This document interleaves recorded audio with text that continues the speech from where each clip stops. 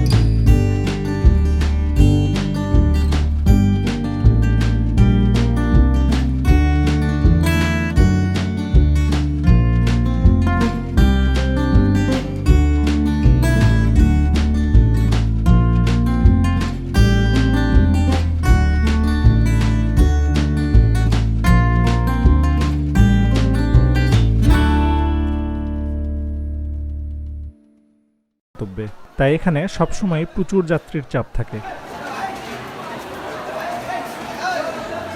প্রয়োজনীয় খাবার কেনার জন্য এখানে অনেকগুলো শপ রয়েছে। রাজধানী এক্সপ্রেস ট্রেন ছাড়বে 12 নম্বর প্ল্যাটফর্ম থেকে, তাই এখন যাচ্ছি 12 নম্বর প্ল্যাটফর্মে।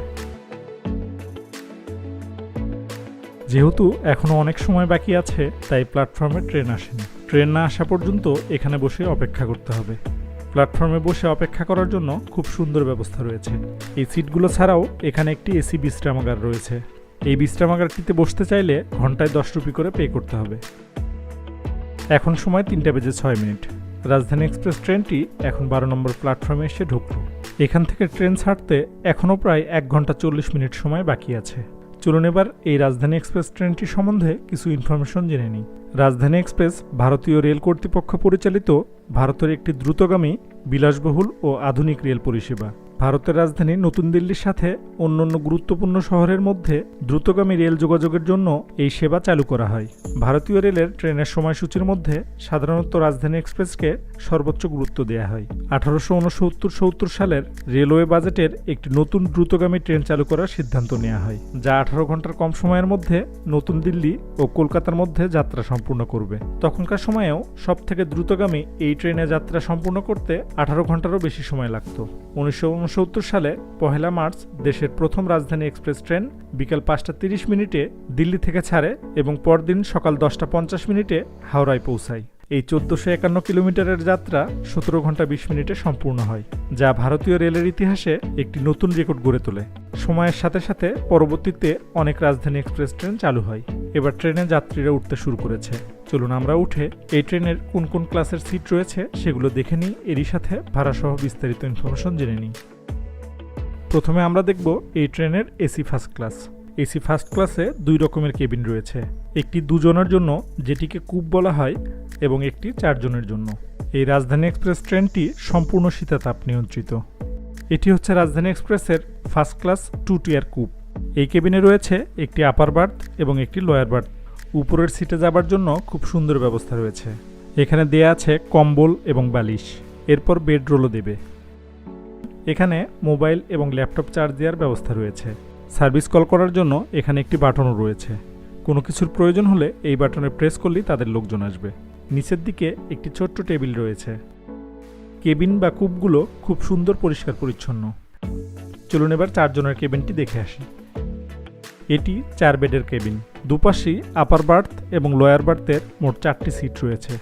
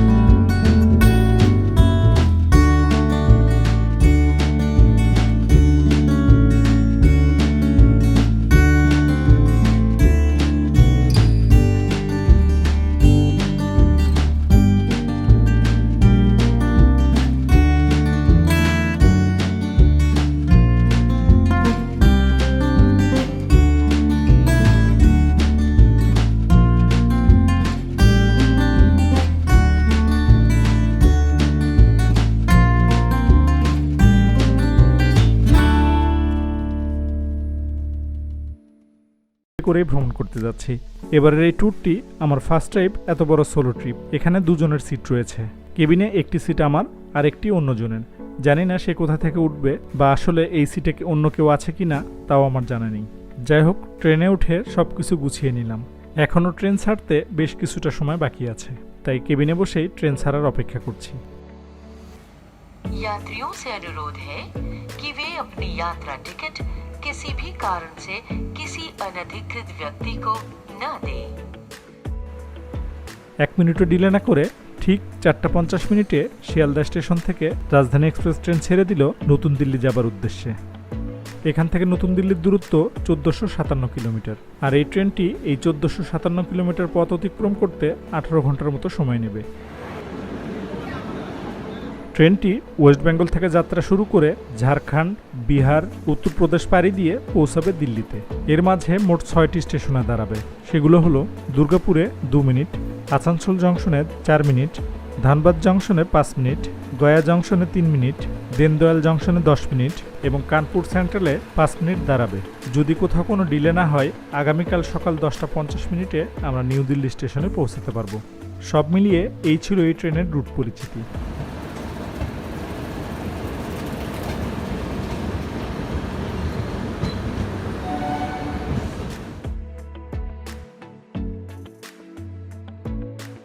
ট্রেন ছাড়তেই 1 লিটারের একটি পানি এবং একটি জুস সার্ভ করলো। আগেই বলেছি এই ট্রেনের সবগুলো খাবারই টিকিট প্রাইজের সাথে ইনক্লুডেড। ওয়েলকাম ড্রিঙ্কসের পরেই বেড রোল দিয়েছে। দেখে নিই এর মধ্যে কি কি রয়েছে।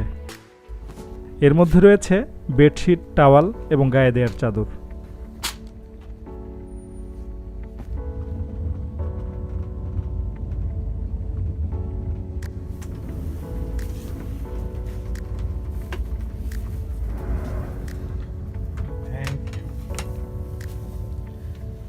ট্রেন ছাড়বার প্রায় 30 মিনিট পর আমাকে স্ন্যাক্স দিয়েছে। এতে রয়েছে ভেজিটেবল স্যান্ডউইচ, বাদাম, শনপাপড়ি সহ আরও বেশ কিছু আইটেম, আর সাথে দিয়েছে চা খাওয়ার জন্য টিকিট সহ গরম পানি। যাই হোক, নাস্তা করতে করতে এবার ভ্রমণটা উপভোগ করি।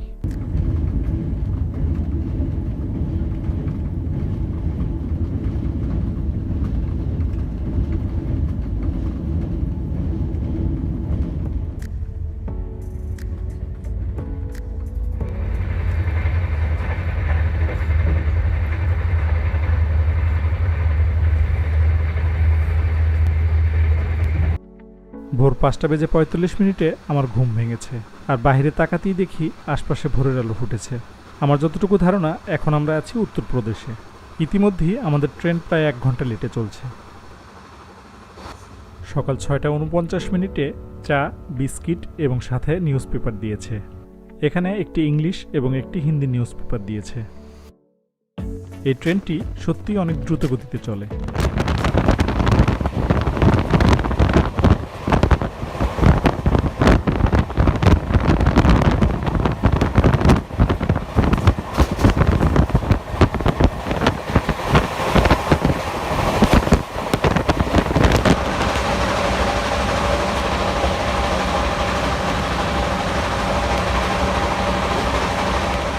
সকাল 8:27 কমপ্লিট ব্রেকফাস্ট দিয়েছে। এখন দিয়েছে ব্রেড, একটি কলা, এগ অমলেট, 4 কিট সহ সবকিছু মিলিয়ে বলা যায় একটি কমপ্লিট ব্রেকফাস্ট। যাই হোক, এবার ব্রেকফাস্ট করি আর এরই সাথে আশপাশের সৌন্দর্য উপভোগ করি।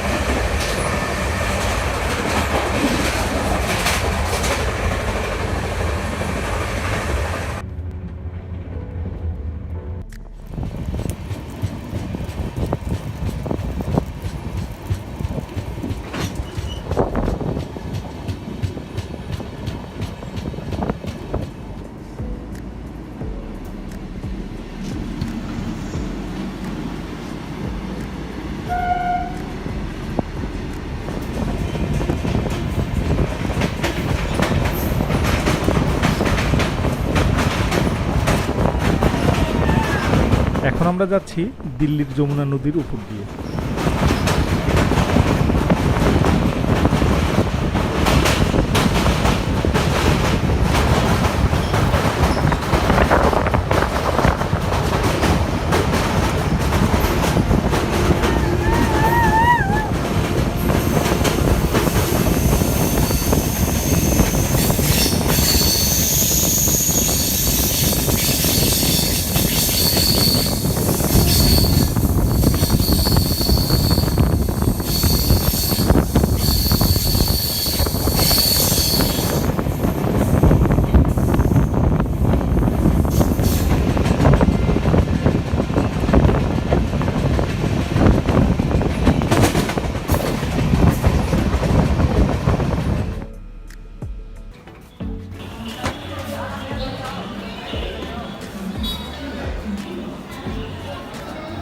আজ রাজধানী এক্সপ্রেস ট্রেন প্রায় 1 ঘন্টা ডিলে করেছে।